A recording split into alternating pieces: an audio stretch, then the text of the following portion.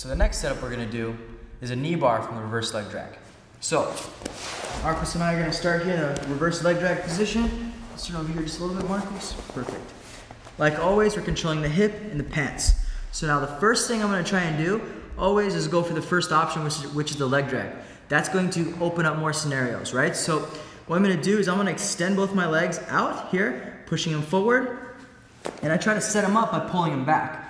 But when I try to pull him back and lift him over me to get him on the mat to go for the leg drag, what's gonna happen is as I push and pull, look, he's gonna put his hands in the mat so you can avoid me from getting him to the mat so I can go for the leg drag. So as I'm here, I feel his weight forward. What I'm gonna do now is still controlling his hips and the leg. I'm now gonna bring my knees to my chest because I feel his legs light. So I'm gonna bring my knees to my chest here and I'm gonna lift him directly up over me, just like this, watch. So as I start to lift his legs up and over me, I'm gonna shoot my left leg through and my right leg on the outside of his butt here.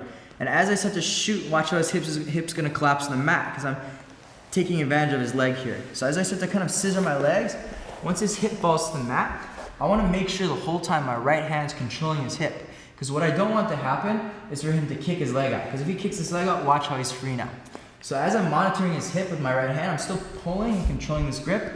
Now what I'm gonna do with my left elbow is I'm gonna hook right in the back of his Achilles. So let's turn here just a slight bit, Marcos.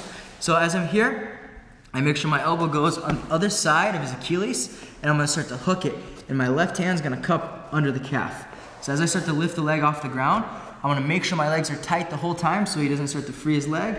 I'm gonna pinch my knees, and with my left hand, I like to cup the kneecap here. Once I cup the kneecap, I can kind of figure out where my hip needs to go so I can start to apply the pressure.